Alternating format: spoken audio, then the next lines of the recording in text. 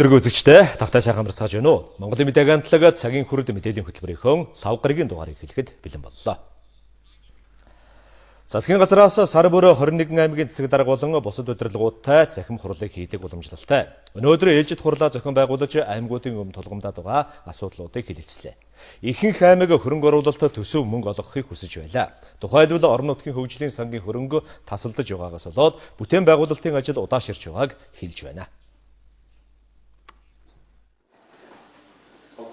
Аймгийн удирдлагуудтай их захим хурлын онцлог сэдэв төсөв хөрөнгөтэй холбоотой байлаа. Орон нутгийн хөгжлийн сангаас 21 аймагт ихээхэн хөрөнгө хуваарлаж бүтээн байгуулалтыг дэмждэг. За энэ онд 284 тэрбум төгрөгийг орон нутгийн хөгжлийн сангаар дамжуулан аймагуудад хуваарлах ёстой. Гэвч хөрөнгө тасалдаж байгааг аймгийн удирдлагууд хэлж үүнд тайлбар хүслээ. Сангийн орлогыг бол хуульд зааснаар 2 их хөсөрөөс бүрдүүлж байгаа. Дотоодын бараа үйлчлэгээний нөөтийн 25%, ашигт маллын нөөц ашигласны төлбөрийн орлогын 5%-ыг шилжүүлэх ёстой байгаа. Тэгэхээр энэ дээр бол оны эхний 6-7 сарын байдлаар бол төсвийн орлогын төлөвлөгөө яг энэ хоёр нэр төрөл дээр бол тасалдaltaй яваа. Өмнөх жилд бас ийм тохиолдол гарсан. За энэ бол төсвийн орлогын байдал эдийн засгийн макро орчинтой шууд хамааралтай байгаа учраас хуулийн дагуу төвлөрж байгаа орлогыг орон нутгийн хөгжлийн санд нөгөө аймагуудад жигд хуваарлаж байгаа. Ер нь бол дунджаар эхний 7 сарын байдлаар төлөвлөсөн орлогын 67.9%-ийг нь бол орон нутгуудад хуваарлсан байна. За энэ бол 8 сард одоо удахгүй 8 сарын хуваарлтыг хийн. Ингээд санхүүжилттэй бол бид нар орлогыг аль болохоор орж ирсэн даруйд нь хуваарлтаа хийж явж байгаа. Ийм нөхцөл байдал. 21 аймгийн хэмжээнд орон нутгийн хөгжлийн сангийн хөрөнгө хүлээгдэж байгаа юм байна. Тухайлбал Баян-Улгийн аймгийн орон нутгийн хөгжлийн санд энэ жил 10.3 тэрбум төгрөг төвлөрөх учиртай юм байна. Ер нь бол бид бол орон нутгийн хөгжлийн сангийн хэмжээнд бол хөрөнгийн бол бараг 60% авч байгаа. Харин одоо үлдвэл 20% нь даа гэсэн тийм бодолтой байна. Нойлын чиглэснээр 20% нь төсөвөнд хамагдаад дараагийн он дамжид олгогдсон. Энэ жил бас одоо тийм болох болов гэсэн тийм төлөвтэй байгаа. Аймгийн жилийн төсөв. Аймгийн жилийн төсвөр нь нийт хөрөнгө оруулалттайгаа хамтраад 101 тэрбум төгрөг байгаа. Бүх нийт хөрөнгө оруулалт уусвал задал төсөвтэй холбогддог. Энэ бол хэвийн одоогийн байдлаар бол хэвийн явж байгаа. Нэмэн үрдэхийн албан татварын орлогоос 139 тэрбум төгрөг, суур төсвийн ашигын шилжүүлгээс 24 тэрбум, ашигт малтмалын нөөц ашигласны төлбөрийн орлогоос 22 тэрбум төгрөг, орон нутгийн хөгжлийн нэгдсэн сан төвлөрч аймаг, нийслэл, дүүрэг, сумдад хуваарлах ёстой ч орлого тасалдаж байгааг хэлж байлаа. Орон нутгийн хөгжлийн сангаас гадна хөдөө аж ахуйн салбарт олгох Чингис бондын санхүүжилт хэвийн олгогдож байгаа эсхийг тодрууллаа. За ер нь бол шинжлэх засгийн газраас барьж байгаа болон төсвийн тухай хуулинд орсон өөрчлөлтөөр бол бас төсвийн мөнгөөр бол одоо тодорхой аж ахуйн нэгжийг дэмжих мөн одоо объектуудыг шууд одоо бизнесийн чиглэлийн объектуудыг барих асуудлууд бол байхгүй болсон байгаа. Энэ дээр харин бол яаж өгөх вэ гэхээр Чингис бонд мөн одоо Монгол банктай хамтарсан хэрэгжүүлж байгаа гол нэрийн бараа бүтээгдэхүүн үнийг докторжуулах чиглэлээр бол тодорхой бизнесийн хөнгөлөлтийн зээлүүдийг бол одоо аж ахуйн нэгжүүд олгож байгаа. Тодорхой тооцоо судалгаа хийх юм бол Чингис бондноос энэ зээлийг авах боломж нь бол нээлттэй байгаа. За яамны зүгээс бол яг энэ тухайн одоо бизнесийн зээл болон одоо энэ дэмжлэгүүдийн асуудлыг бол аймаг болгоны үйлдвэрүүдээр ч газруудаар дамжуулаад мэдээллийг бол цаг тухайд нь хүргэж байгаа.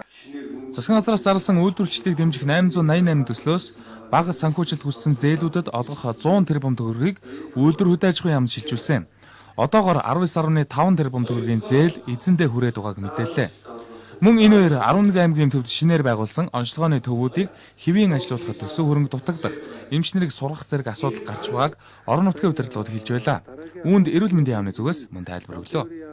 11 аймгийн онцлогооны төвийн хоног төхөөрөмжүүдтэй холбогдлоо тусгуу байгаа 2 тэрбум орчим төгрөгийн хоног төхөөрөмжийн асуудлыг 2015 оны төсвийн төсөлд тусгахаар ажиллаж байна.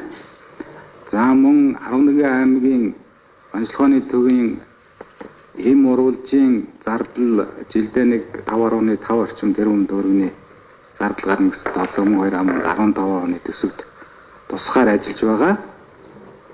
Боловсруучны сургалт холбогдлолтой асуудлыг эрүүл мэндийн хөгжлийн төвдөр зохион байгуулаад хийгдээд дуусж байгаа. Холбогдох одоо чиглэлээр нь эмч мэрэгчлэнүүдийг сурах ажил үндсэндээ одоо 9-р сараас зарим аймагуд дээр үргэлжлэнэ гэж ингэж мэдээлэл өгсөн байгаа. Эдийн засгийн байдалтай холбогдуулан төсөв хөрөнгөө хэмнэх горимж шилжсэн 7 сарын 20-ны байдлаар зардал хэмнэх төлөвлөгөө 50% биелж байна. 8 сарын 16-ны өдөр эдийн засгийг эрчимжүүлэх 100 хоног дуусна. Тиймээс төсөв хэмсэн тайлан төлөвлөгөөгөө яаралтай танилцуулахыг засгийн газрын хэрэглэх газрын дэд дарга сайн бэлэг аймгийн удирдлагуудаа их захин хурлын үеэр мэдээллээ. Манай улс нийт хэрэглээнийхээ 90 орчим хувийг гадаадаас авдаг. Гэтэл зах зээл гаргаж байгаа бүтээгдэхүүний 97%-ийг түүхийд, импортын 99%-ийг нь эцсийн бүтээгдэхүүн эзэлж байна. Бид өөрсдөө үйлдвэрлэгч болохгүй бол эдийн засгийн энэ гажиг хизээч засагдахгүй, хямрал биднээс хизээч холдохгүй. Гадаад валютын нөөц багассан, доллар чангарсан энэ үед аль болох үндэсний үйлдвэрлэлд дэмжиж, дотооддоо үйлдвэрлэсэн бараа бүтээгдэхүүнийг худалдан авах нь хүндэрсэн эдийн засагт чамгүй хувь нэмэр оруулна гэдгийг эдийн засагчид зөвлөж байна.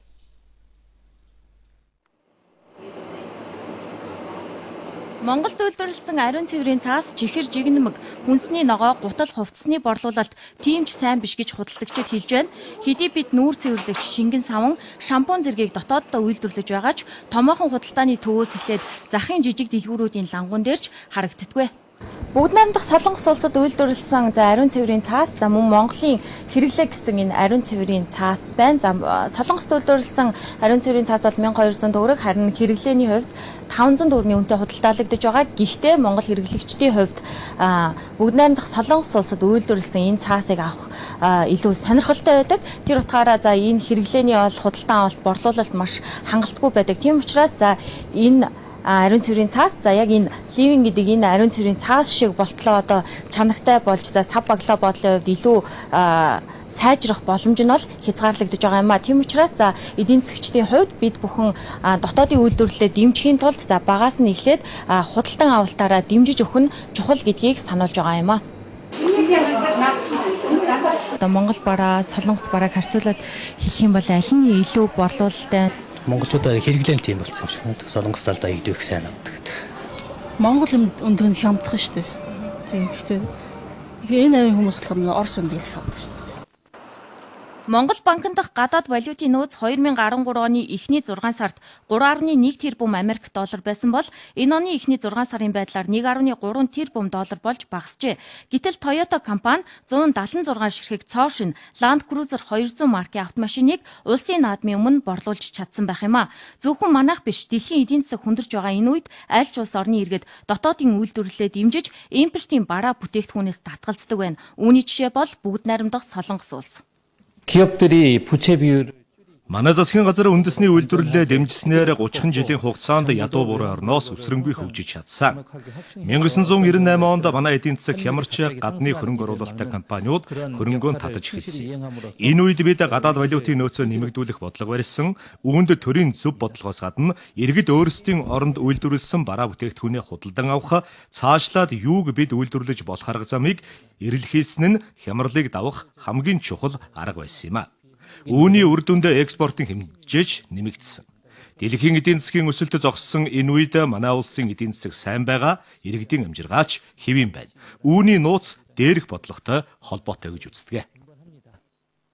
Бүгд найрамдах Солонгос улс, Япон манай улс шиг газар доороо баялаггүй. Гэхдээ тэд өөрсдөө юу хийвэл хөрөнгө санхүүгийн хувьд бусдаас хараат бус болж чадах талаар судалж түүнийгээ богино хугацаанд ажил хэрэг болгосон. Үр дүнд нь электрон бараа, автомашин үйлдвэрлэлээр дэлхийн зах зээлд богино хугацаанд гарч ирснийг судлаачид сайн жишээ болгон ярьдаг. Тэгвэл Монгол улс өөрсдийн брэндийг дэлхийн зах зээлд гаргахын тулд эхлээд иргэдэн дотоодын хүнс, хувцас, гутлын үйлдвэрлэлээ дэмждэг байх ёстой. Мөн төрийн болон үйлдвэрлэгчдийн зах зээлийг хамгаалах бодлого чухал болохыг эдийн засгчид хэлж байна. Дотооддоо нэмэн үлдээхийн тулд бид нар дотоод үйлдвэрлэлээр зайлшгүй дэмжих хэрэгтэй байна л да. Ингийн тулд бид нар юу хэрэгтэй вэ гэхээр миний гол хүсэж байгаа зүйл бол энэ үйлдвэрлэгчид, дотоод үйлдвэрлэгчид хэрэглэгчтэй нэг амлалт өгөөч тийм ээ. Энэ амлалтаа биелүүлэхийн тулд үйл ажиллагаа явуулдаг. Тэр амлалтанд нь хэрэглэгчд итгэдэг байх нөхцөлийг бүрдүүлэх хэрэгтэй байна. Учир нь яг хэр бид нар маш олон жил үндэсний үйлдвэрлэлд дэмжиж гэж ярьсан гэдэг чиг үйлдвэрлэгчтэй маань амлалтыг хэр бодиттой байсан бэ гэдэг шалтгаалаад тэр үйлдвэрлэлийн тийм ээ амьдрах мөчлөг нь хэр урт байх нь бас тодорхойлогдоод байна л да. Дотоодын хэрэглэгчийн зүгээс бол гэхээс илүү одоо энэ төр засгаас хийж байгаа юм гэвэл яаж одоо манайд үйлдвэрлэж байгаа сайн барааг сонгож аваад дэмжиж тэгээд дотоодын хэрэглэгч нарт одоо худалдаалдаг болох вэ гэдэг том алхам байна. Манайх одоо бол бас нэг үеийн бол бөөний том сүлжээтэй болж байна. За ном байна, одоо миний дэлгүүр байна, тийм ээ. Гэх мэт. Тэгээд тэн дээр бол яг дотоодын бараа бол магадгүй шүү хангалтгүй хэмжээ бол эзэлж байгаа байх. Одоо хүнсний бараан дээр бол хангалттай байгаа. Миний бодлоор ноосны олбор дээр бол хангалттай байгаа. Өөр төрлийн бараа таваар гэвэл шүү нэмэх боломж байгаа байх. Тэгэхээр тэр хоёрыг зуучлах ёстой байна л да. Эдийн засаг хүнд байна гэд гадаад валютаар орж ирж байгаа бараа бүтээгдэхүүнийг худалдан авсаар байх биш. Үүний оронд мөнгө ашиг нь дотооддоо үлдэх бараа бүтээгдэхүүнийг сонгох нь чухал гэдгийг онцоллоо. Монголчууд үндэсний үйлдвэрлэлээ дэмжиж тэдний бараа бүтээгдэхүүнийг аль болох худалдан авах юм бол гадаад валютын нөөцөө нэмэгдүүлж төгрөгийн ханш чангарна. Энэ нь эргээд 3 сая хүрэхгүй монголчууд уул уурхаагаас бүрэн хамааралтай өнөөгийн эдийн засгийн хүндрэлээсээ салах ихний хөшүүрэг гэдгийг эдийн засагчид хэлж байлаа. Үнэт цаасны зах зээл өндөр хөгжсөн орнуудад ашиглагддаг кастадион үйлчилгээг манай улсад хэрхэн нэвтрүүлэх талаар хөдөлмөрийн биржээс арилжааны банкуудын дунд сургалт зохион байгууллаа. Кастадион гэдэг нь манай хэдэл шинээр сонсогдож байгаа болохоос дэлхийн улс оронд 100 гаруй жилийн өмнөөс хэрэглэгдэж ирснийг эдийн засагчид хэлж байна. Бид арилжааны банкуудад энэ үйлчилгээг нэвтрүүлэхгүйгээр хөрөнгө оруулагчдыг татаж үнэт цаасны зах зээлийг хөгжүүлэх боломжгүй гэж тэд үзэж байна. Өнөөдөр манай улсын альж арилжааны банкд очиод үнэт цаас хадгалуулах боломжгүй. Заавал мөнгөн хэлбэр шилжүүлж байж банкар гүйлгээ хийх боломжтой болдгоо. Энэ нь хөрөнгө оруулагч нарт нэлээд төвөг уддаг байна. Тухайлбал Лондонгоос Монголын компани хувьцааг арилжааны банкар дамжуулан худалдаж авах боломжгүй нь хөрөнгө оруулагчдыг тодорхой хэмжээнд хязгаарладаг байжээ. Ер нь кастодиан гэдэг нь одоо хүний бонд юм уу хувьцааг гэрээний үндсэн дээр одоо хадгалах түүнтэй холбоотой үйлчлэгийг нэвтрүүлэх одоо үйлчлэгийг хэрэгжүүлэх ийм үйл ажиллагаа байгаа. Монгол улсын хувьд байгаагүй. Тийм учраас ер нь Монгол улсын хөрөнгийн зах зээл тийм томоохон хөрөнгө оруулагч нар орж ирээгүй гэж ойлгож болно. Энэ одоо кастодианы үйл ажиллагааг нэвтрүүлснээр яг энэ томоохон хөрөнгө оруулалтын сангууд, хөрөнгө оруулалтын банкуд томоохон хөрөнгө оруулагч нар орж ирэх боломжтой болж байгаа. Кастодиан үйлчлэгийг энгийнээр хэлбэл манай арилжааны банкуд одоо виа ангиллын жолооны үнэмлэхтэй. Тийм учраас суудлын машин жолоодож цөөхөн зорчигчдод зөвхөн бэлэн мөнгөөр үйлчлэх хэрэгтэй. Харин дээрх үйлчлэгийг нэвтрүүлчихвэл том аврын автобус жолоодож олон хөрөнгө оруулагч нарт тасалбараар буюу үнэт цаасаар үйлчлэх боломжтой болох юм аа. Маш олон тооны шинэ боломжуудыг нээж өгч байгаа. Одоо жишээл дэлхийн стандарт, олон улсын практикт нийцсэн олон үйл ажиллагааг Монголын хөрөнгийн зах зээл дээр нэвтрүүлэх боломжийг нээж өгсөн. Томоохон гэдэг нь ер нь 500 сая $5 дээш хэмжээний гүйлгээнүүд Монголын хөрөнгийн зах зээл дээр хийгдэх энэ боломж нээгдэж байгаа. Тэгэхээр өмнө энэ кастодиан гэдэг үйл ажиллагаа байгаагүй учраас одоо 500 одоо нэг ширхэг гүйлгээ 500 сая $5 дээш тийм гүйлгээ хийгдэж байгаагүй гэж ойлгож байна. Санхүүгийн зохицуулах хорооноос эхний удаад худалдаа хөгжил хаан төрийн банк зэрэг 5 банкар шинэ үйлчлэгийг нэвтрүүлж болно хэмээн үзэж байна. Эдгээр банкудаас кастодиан үйлчлэгийг хийдэг гадны компаниудын төлөөлөл ирж хянаад үнэхээр ийм үйлчлэгээ явуулах боломжтой эсэхийг нь шийднэ. Тэр болтол манай банкуд хувийнхаа бэлтгэлээ сайн хангасан байх ёстойг албаныхан онцолж байлаа.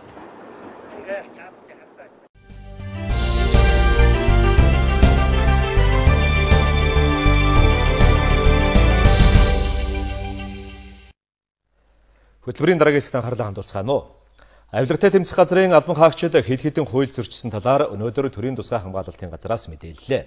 Авилгатай тэмцэх газрынхан Монгол улсын ерөнхий сайдын үйлдэлийг нууцаар тагнаж, бичлэг хийж, түүнийг олон нийтэд ил болгосон нь төрийн нууцыг задруулсан ерөнхий сайдын халдашгүй дархан байдалд халдсан зэрэг хуулийн зөрчил гаргалаа. Иймээс хуулийн дагуу хариуцлага тооцох шаардлагыг тагнуулын ерөнхий газарт хүргүүлж байгаагаа мэдээлж байна. Болсон үйл явдлыг эргэн сануул өнгөрөх 7 сарын 31-ний өдөр Монгол Улсын ерөнхий сайд Алтан уяг болон хууль зүйн сайд Тэмүүжин нар Төв аймаг дахь хорих ангид очсон. Тэд авилгын хэрэгт сэжиглэгдэн саатуулагдж байгаа ерөнхий сайдын ахлах зөвлөх ганц үгтэй уулзсан юм. Авилгатай тэмцэх газрын зүгээс зөвшөөрөл олгоогүй байхад ерөнхий сайд сэжигтэнтэй уулзсан тул энэ үйл явдлыг авилгатай тэмцэх газрын мэргэжилтнүүд баримтжуулсан байна. Авилгатай тэмцэх газрын энэ үйлдэл нь өөрөө хууль зөрчсөн явдал боллоо гэдгийг төрийн тусгай хамгаалтын газраас мэдэгдэж байна. Ерөнхий сайд Алтан уяг, хууль зүйн сайд Тэмүүжний хамт 2014 оны 7 дугаар сарын 31-ний өдөр шүүхийн шийдвэр гүйцэтгэх ерөнхий газрын харьяа Төв аймаг дахь шүүхийн шийдвэр гүйцэтгэх албанд очих үед авилгатай тэмцэх газрын алба хаагчид төрийн тусгай хамгаалтын бүсэд, төрийн тусгай хамгаалтын алба хаагч, орон нутгийн тагнуул, цагдаагийн байгууллагын алба хаагч нарын хуульд нийцүүлж тавьсан шаардлагыг үл биелүүлж хамгаалуулагчийн үйл хөдлөлд хяналт тавин бичлэг хийж баримтжуулан уг бичлэгээ хэвлэлийн баг хурал хийж олон нийтийн мэдээллээр эслэр нийтэд мэдээлсэн нь Монгол улсын ерөнхий сайдын бүрэн эрх нэр төр халдшгүй дархан байдалд халдсан юм явдал боллоо. Энэ үйлдэл нь болохоор засгийн газрын тухай хууль, төрийн засаг хамгаалтын тухай хууль, эрүүгийн хууль, төрийн нууцын жагсаалт батлах тухай хууль гэх мэт олон хууль тогтоомжийг зөрчсөн ийм үйлдэл болсон байна. Манай гадуур хамгаалтын албаны ажилтнууд болон орон нутгийн цагдаа тагнуулын ажилтнууд бол шаардлага тавьсан байна. Тэрийг бол авилгатай тэмцэх газрын ажилтнууд биелүүлээгүй. Тэгтээ бол бид нар тэдний хийж байгаа үйлдэл нь байн хяналт тавьчихсан. Ийм л үйлдэл болсон байна. Авилгатай тэмцэх газрынхны үйлдэл нь засгийн газрын тухай хууль, төрийн тусгай хамгаалтын тухай хууль, эрүүгийн хууль, төрийн нууцын жагсаалт батлах тухай хууль гэх мэт хууль тогтоомжийг зөрчсөн үйлдэл боллоо гэж үзэж байгаа юм байна. Төрийн нууцд хамааруулсан Монгол улсын ерөнхий сайдын хамгаалтыг зохион байгуулж байгаа хамгаалтын бүсэд нууцаар болон илээр бичлэг хийж уг бичлэгээ нийтэд мэдээлсэн Монгол улсын эрүүгийн хуулийн тусгай ангийн 87 дугаар зүйл заасан төрийн нууц задруулах гэмт хэргийн шинжтэй байгаа тул төрийн тусгай хамгаалтын газрын зүгээс тагнуулын ерөнхий газарт энэ талаар хандах болно гэдгээ албан ёсоор мэдэгдэж байна.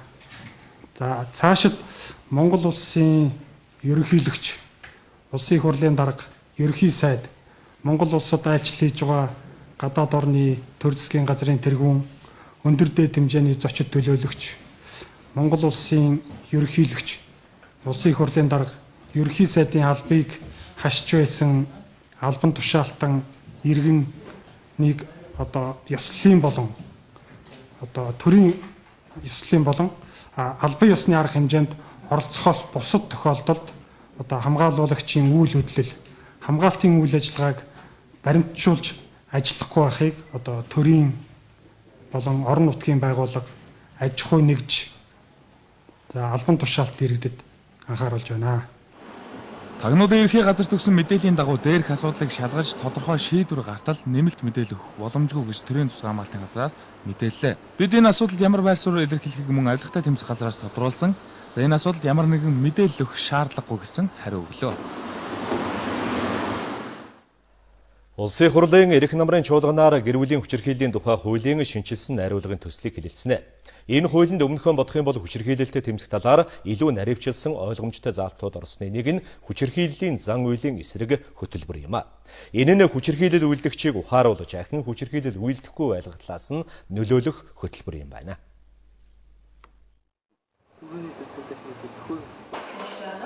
Сүүлийн 3 жилийн хугацаанд л гэхэд гэр бүлийн хүчирхийллийн хэргийн улмаас 59 хүний амь өрсөдсөн тоог хүчирхийллийн эсрэг үндэсний төвийн захирлын жаргал хэлж байна. Энэ нь гэр бүлийн хүчирхийллийг хүнд хэлбэрч шилжихээс өмнө урьдчилан сэргийлэх арга хэмжээг хангалттай авч чадаагүйтэй холбоотой гэж тэрээр үзэж байна. Хүчирхийлэл үйлдэгч этгээдийг бусдын бие махбод, амь нас, сэтгэл санаанд ноцтой хохирол учруулахаас өмнө ухааруулж гэр бүлийн харилцааг нь тогтворжуулах нөлөөллийн ажил хамгийн чухлаа. Тиймээс энэ чиглэлээр үйл ажиллагаа явуулдаг төрийн болон төрийн бус байгууллагууд хамтран зан үйлд нөлөөлөх хөтөлбөрийг хэрэгжүүлж эхэллээ. Хийж байгаа энэ зан үйл чинь болохгүй юм байна. Хийж байгаа энэ зан үйл чинь гэр бүлийн алдахад хүрэх юм байна. Өөрийнхөө гараар босгосон амьдралаа өөрийн гараар сүрүүлэхэд хүрэх юм байна гэдгийг ухааруулсан, эргэцүүлэл өдөөсөн. Тэгээд энэ зан үйл чинь бол яг өөрийн чинь төрлөх зам биш ээ. Тэгээд сурсан зан үйл гэдгийг нөгөө ойлгоход чиглэсэн асуудлыг шийдвэрлэх, зөрчлийг шийдвэрлэх өөр боломжууд байдгийг ухааруулахад чиглэсэн. 2004 онд батлагдсан гэр бүлийн хүчирхийллийн эсрэг хуулинд зан үйлд нөлөөлөх хөтөлбөрийн тухай тусгасан байдаг. Гэсэн ч яг хэрхэн яаж хэрэгжүүлэх тогтолцоо нь бүрхэг байсан учраас хангалттай үр дүн өгч чадаагүй гэж байна. Харин шинээр өргөн бариад байгаа хуулинд илүү тодорхой болгож зааж өгсөн байна. Шүүхийн шийдвэр нэгэнтээ гарч байгаа бол энийг одоо хэрэгжүүлэх үүрэг нь болохоор шүүхийн шийдвэр гүйцэтгэх байгууллагад байна. Мөн энийг бол шүүхийн шийдвэр гүйцэтгэх байгууллага мэрэгссэн тийм ээ, өөрөөр хэлбэл төрийн бас байгууллагаар ч юм уу гэрээлэн гүйцэтгүүлж болно. Энэ хүн хэрвээ энэ сургалтандаа суухгүй байх юм бол дараагийн шатны өөрөөр хэлбэл хариуцлага нь илүү хүндрүүлээд явцдаг ийм хөтөлбөрүүд байж байна. Зан үйлд нөлөөлөх хөтөлбөрийг 1999 оноос эхлэн туршиж хэрэгжүүлж эхэлсэн зохион байгуулалт туршлага арга зүйн хувьд мэрэгжилтнүүд нь барилаа олчихсон. Одоо хууль батлагдаад энэ нь төрийн үүрэг болж албачих юм бол хүчирхийллийг бууруулахад тодорхой үр дүнгээ өгөх хөтөлбөр болно гэдэгт итгэлтэй байгаагаа зохион байгуулагчид нь хэлж байсан юм а.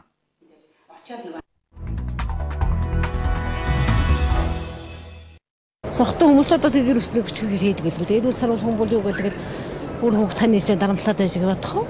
Тэгэхээр одоо энэ юунаас л болдог вэ? Арх уснаас л болдог хэвчээ.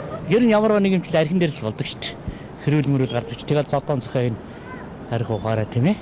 Нийгмийн байдал ер нь их ядуурл үүссэн байна. Нэгдүгээр, хоёрдугаар тэгвэл тэгээд одоо Монголын эрэгтэйчүүд ер нь их ажилгүйд их бий болсон байна.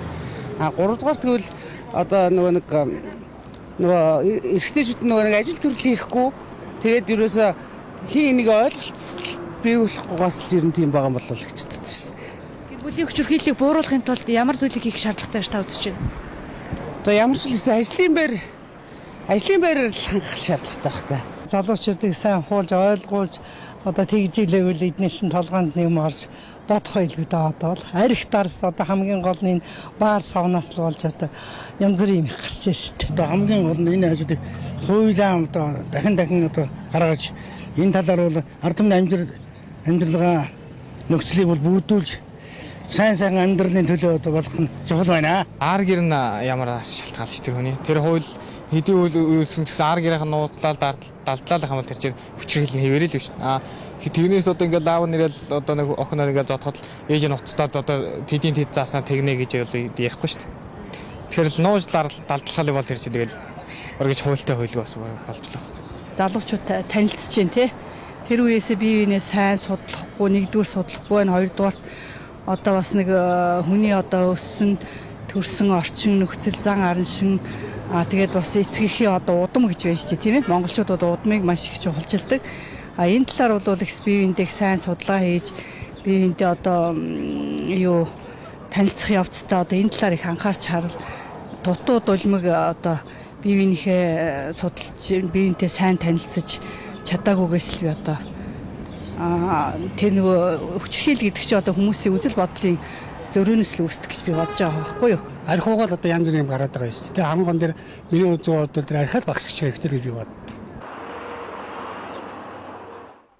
Олон нийтийн дуу хоолой Монголын мэдээ агентлаг цагийн хүрэлт мэдээллийн хөтөлбөрөөр үзүүлж байна. Одоогоос 80 жилийн өмнө агаарын мэдээ нэртэйгээр цацагдж байсан Монголын үндэсний олон нийтийн радиог тоон системд шилжүүлэх ажил үргэлжилж байна. Үндэсний радиогийн дамжуулалтыг сайжруулж хамрах хүрээг нэмэгдүүлэхийн тулд радио телевизийн сүлжээнийхэн зарим шин технологиг нэвтрүүлжээ. Сумын төв болгонд байдаг хэдий ч төдийлөн ашиглагддаггүй богино долгионы антеннуудын тусламжтайгаар өмнө нь огт радио сонсож чаддаггүй байсан суурин газарт ч Монголын радиог хүлээн авах боломжтой боллоо.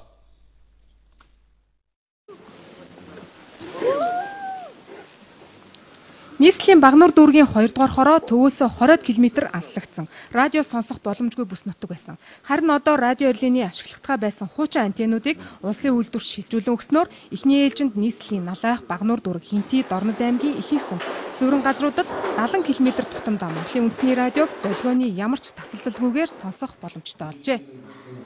Өмнө юм боломж байгаагүй шүү дээ. Одоо интернет орсон энэ чинь 2 дугаар хороо чи алслагдсан хороо шүү дээ. Тэгээ интернеттэй тэгээ одоо телевизийг орон нутгийн болон бүх телевизийг үзэж чадчихээн. Чанар сайн байгаа шүү дээ.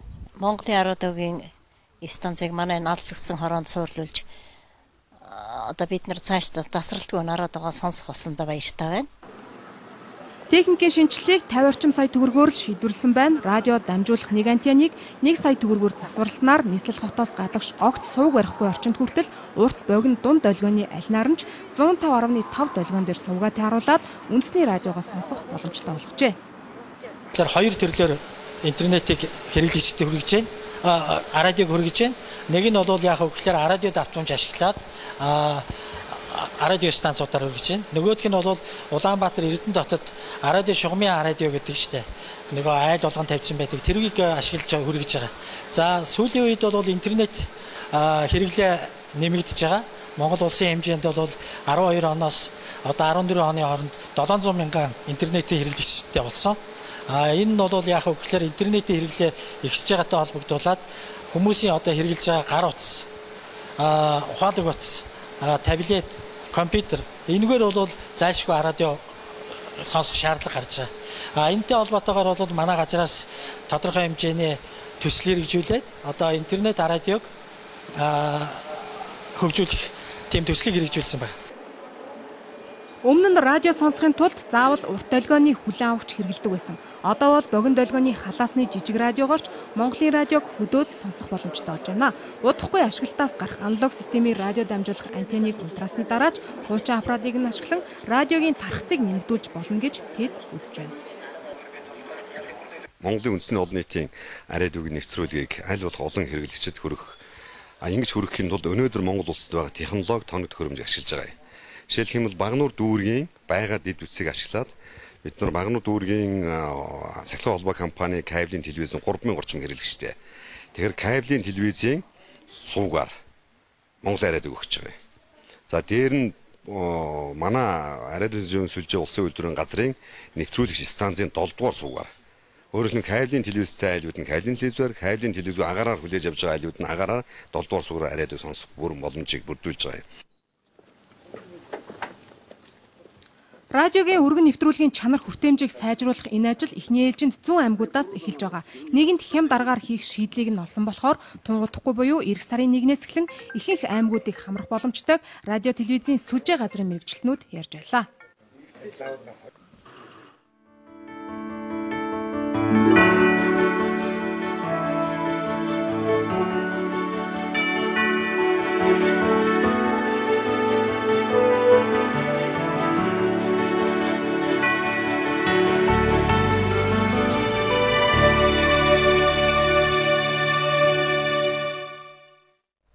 Нийслэлийн иргэдэд шинээр газар өмчлүүлэх ажлыг цахим системээр явуулах бүртгэл энэ сарын 1-ний өдрөөс эхэлсэн.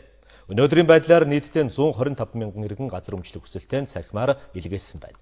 Тэдний илгээсэн хүсэлтэнд автоматар сонгон шалгаруулалт хийж эхний ээлжинд заасан 5 байршилд газартай болох иргэдийн нэрс тодорхой юм.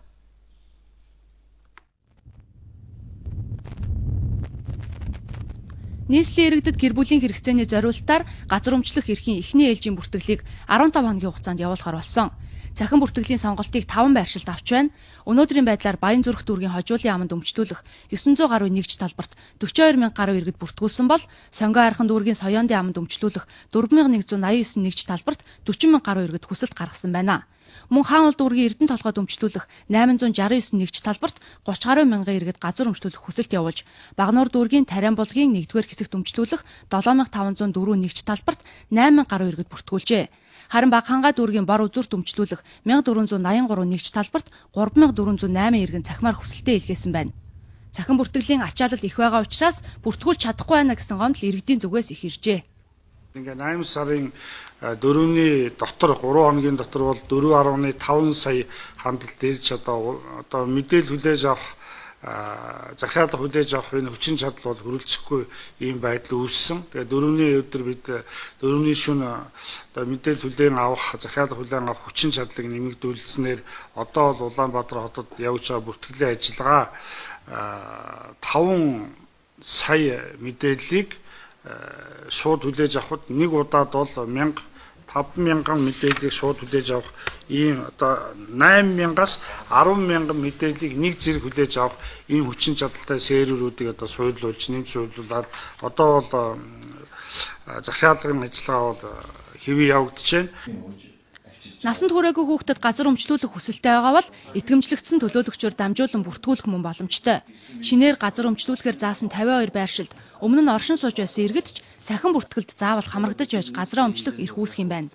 Газар өмчлөлийн цахим системд хандан сонгон шалгаруулалтад оролцох тухай хүсэлтээ гаргасан боловч баталгаажуулах кодоо илгээж хүсэлтээ баталгаажуулаагүй 100000 орчим иргэн байгааг мөн анхаарууллаа.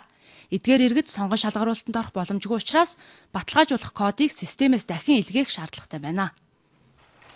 Эхний 5 байршилд газар авч чадаагүй айлууд бол дараагийн байршлууд бол энэ захиалгаасын зураг хийх гээд бүх юм маш удаан явдаг байсан бол одоо бол бүх юм хурдтай явах учраас бид нэр хуулийн хугацаанд заагдсан 30 хоногоос одоо богино хугацаанд жишээлбэл эхний 15,000 айлын гэрчлэгийг бол бичих боломжтой гэж ингэж ойлгож байгаа. 2004 оноос хойш 10 жилийн хугацаанд нийт 105 мянган иргэн газраа өмчилж авсан байна. Харин газар өмчлөлийн бүртгэлийг цахимаар явуулж эхэлсэн 6 хоногийн хугацаанд 125 мянган иргэн захиалга өгчээ. Цахимаар газар өмчлөлийг явуулснаар цаг хугацаа хэмнэж иргэдэд хэрэгдлэгүй үйлчлэгээ үзүүлэх боломж өрдөж байгааг дээрх та харуулна гэж албаныхан онцолж байна. Нийслэлийн 52 байршилд цахимаар газар өмчлөх ажил 2016 он хүртэл үргэлжлэх юм а.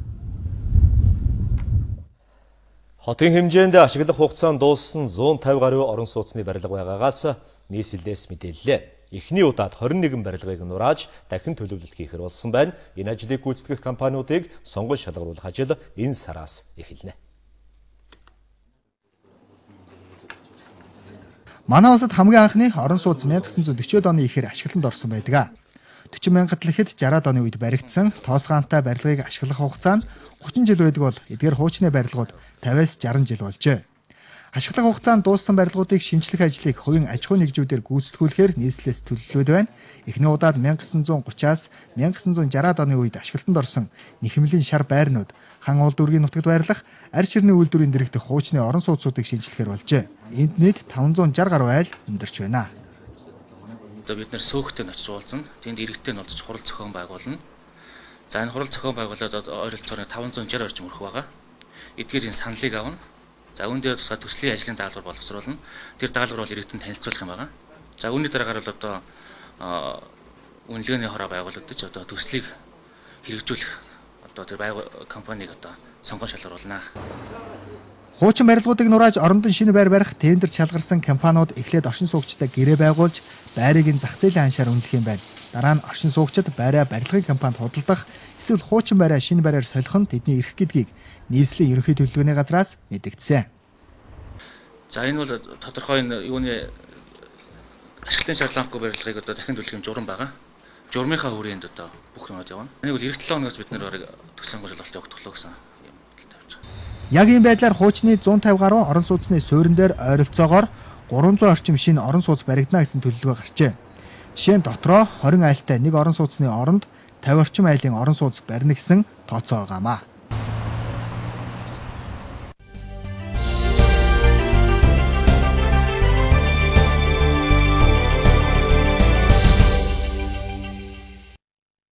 Өнөөдрөөс яг 69 жилийн өмнөх энэ өдөр Америкийн нэгдсэн улс Японы Хирошима хотод атомын бомбыг хаяж байсан.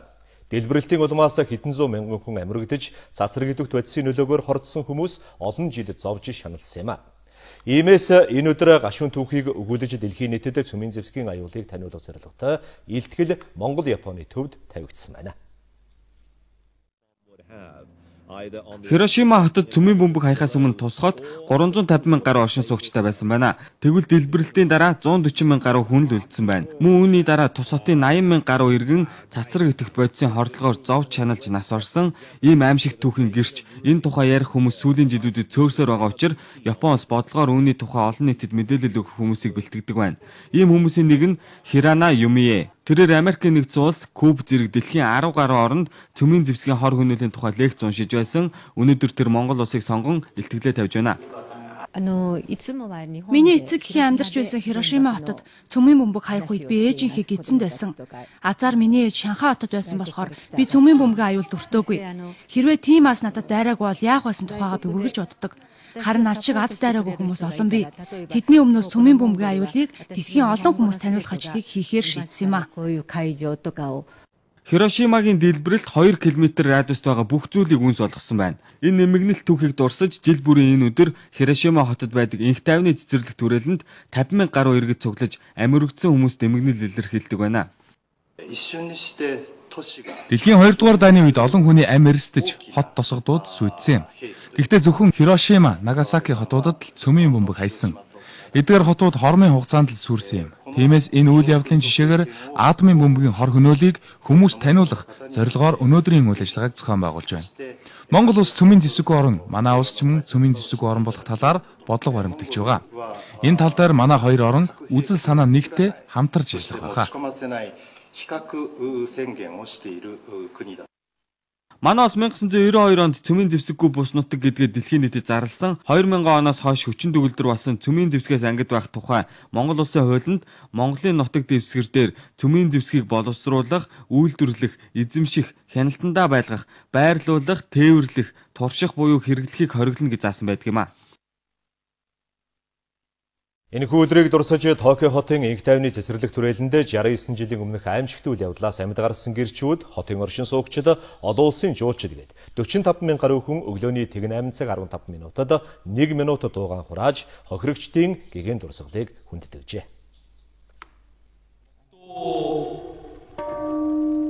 Япон улсын ерөнхий сайд Шинзо Абе тэртех 69 жилийн өмнө халуун цөмийн уршгаар амиа алдсан олон мянган иргэнийхэн дурсгалыг хүндэтгэн ёслолыг нээж үг хэллээ. Цөмийн зэвсгийг халж дэлхийн ямар ч ард түмэн цөмийн зэвсгийн гамшигтаа дахин нүүр тулахгүй байхын төлөө бүх хүчин чадлаа дайчлан ажиллахаан амлаж байна. Бид цөмийн зэвсэггүй оршин байх зарчмыг хүндэтгэж мөрдөх болно. Япон болоо цөмийн зэвсгийн хор хөнөөлийг амлсан сорын ганц улс. Бидний аюулгүй байдлын орчин ямагт нэгдүгээрт тавих ёстой. Манай улсын засгийн газар 69 жилийн турш дайнаас татгалзаж ирсний баталгаа болсон Япон улсын үндсэн хуулийн ач холбогдлыг хүлээн зөвшөөрөх ёстой юм а. 1945 оны 8 дугаар сарын 6-ны энэ өдөр Америкийн нэгдсэн улс Япон улсын Хирошима хотын дээрээс атомын бомбыг хаяж үүнд 140 гаруй мянган хүн амьд байдаг. Мөн үүнээс 3 хоногийн дараа Нагасаки хотын дээрээс дахин атомын бомбыг хаяж 70 гаруй мянган хүний алтан амийг хохироож байсан түүхтэй. Эдгээр аимшигт үйл явдлын дараа 8 дугаар сарын 15-нд Япон улс бууж өгснөөр дэлхийн 2 дугаар дайн дууссан юм а.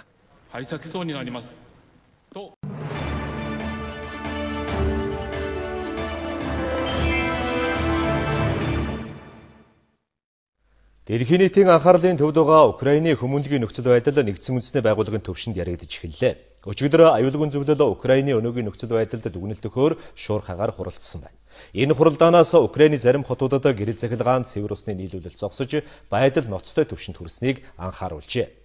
Хуралдааны үеэр Оросын холбооны улс Украинд хүмүүнлэгийн тусламж оруулах саналыг Киев хүлээж авахад нэгдсэн үндэсний байгууллага болон олон улсын байгууллагууд нөлөөгөө үзүүлнэ гэдэгт итгэлтэй байгаагаан Оросын холбооны улсаас нэгдсэн үндэсний байгууллагад суугаа суурин төлөөлөгч илэрхийлсэн байна. Олон улсын удаан загалмай нийгэмлэг болон бусад тусламжийн агентлагуудын хяналтанд ор Украины Донецк, Луганск болон бусад дөрвөсөд олноор төвлөрсөн хотуудад хүмүүнлэгийн тусламж илгээх саналыг Оросын холбооны улс гаргаад байна.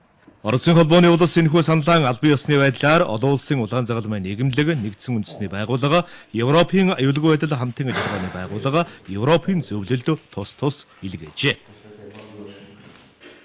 Киев өөрийн ард түмнээ тусламж хүргэх чухал саналыг хүлээж авахад олон улсын байгууллагууд хүмүүнлэгийн тусламж түгээгч агентлагуудын дэмжлэгийг оруулах хүсэлтэй байна. Манай улсаас тавьж байгаа энэ санал бол ямар нэгэн тогтоос шийдвэр батлуулах зорилгогүй. Бид Оросын холбооны улсын хүмүүнлэгийн тусламжийг олон улсын дэмжлэгтэйгээр Украинд оруулах сонирхолтой байгаа гэдгээ л Украинд тайлбарлаж байгаа юм а.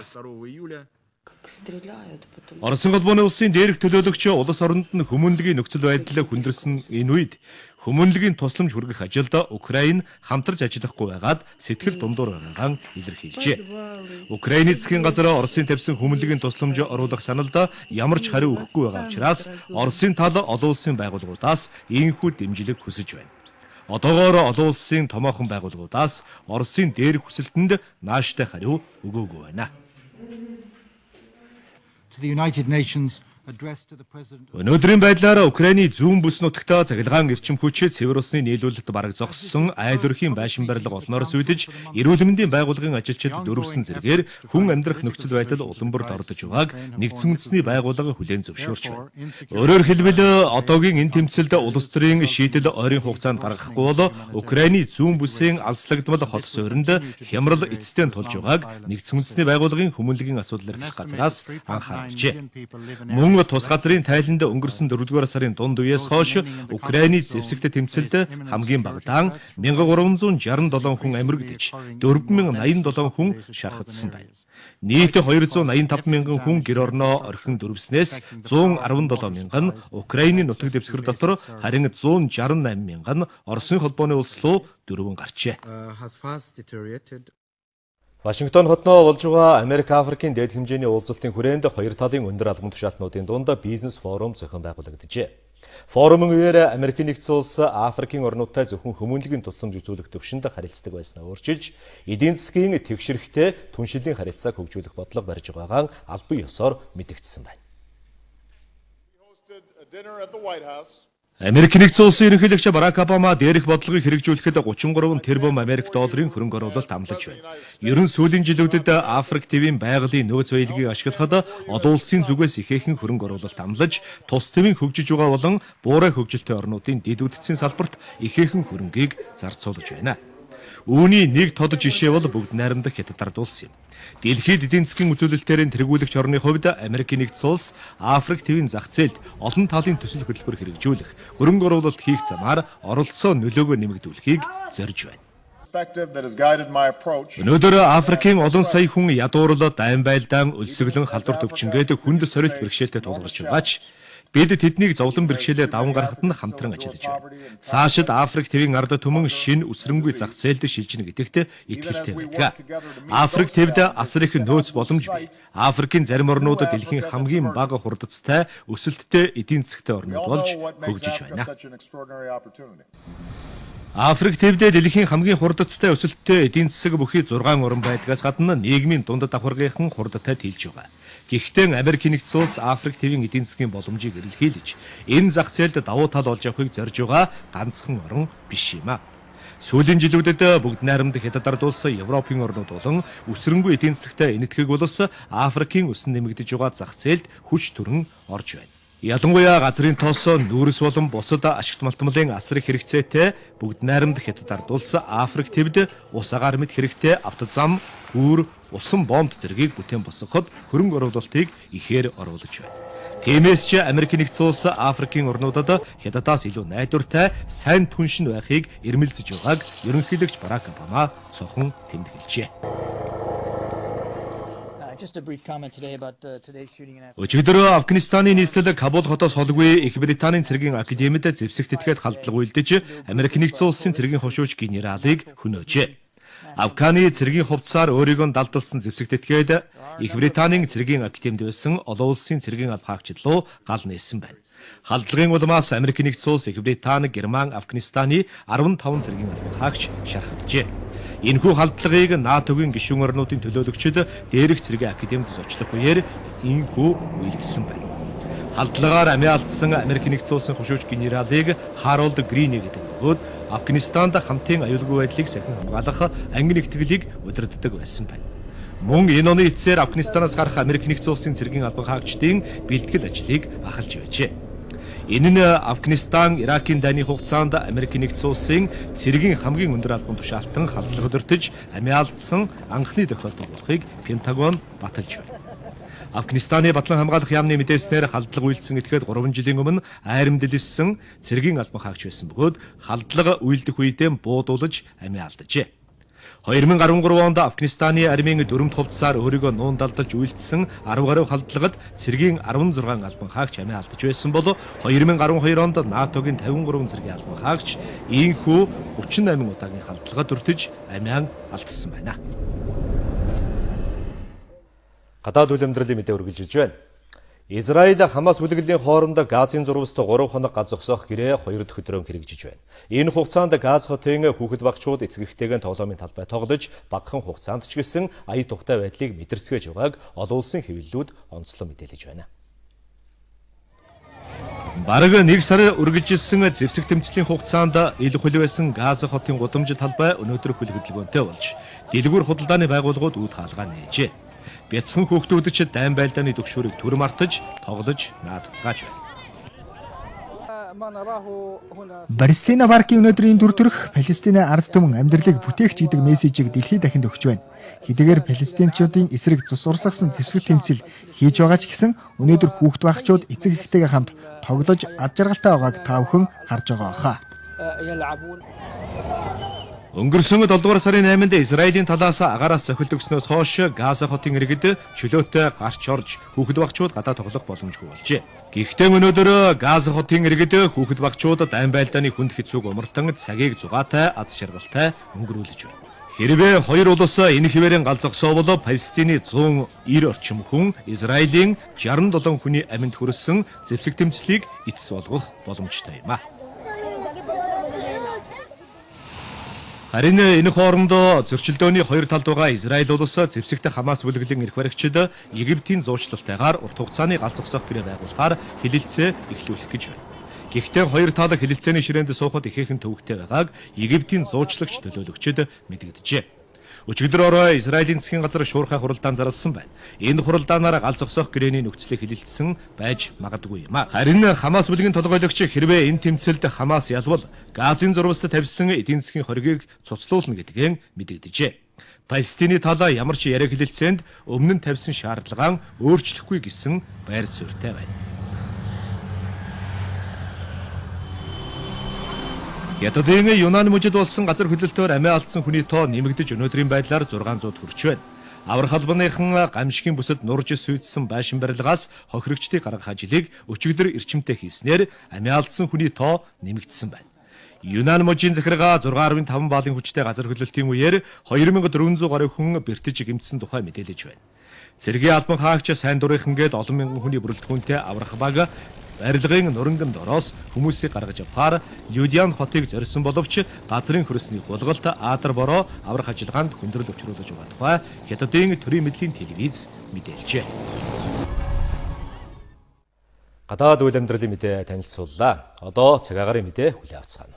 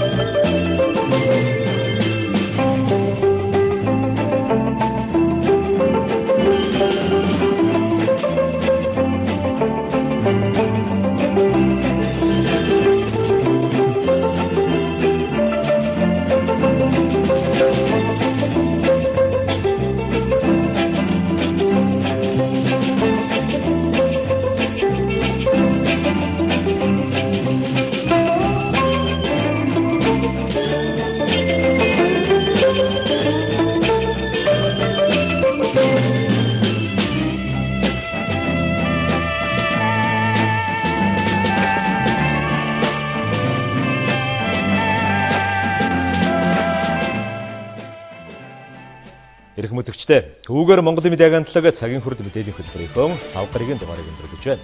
Манай хөтөлбөртэй хамтдаа байсан та бүхэнд баярлалаа. Тавтай сайхан амарцгаарай.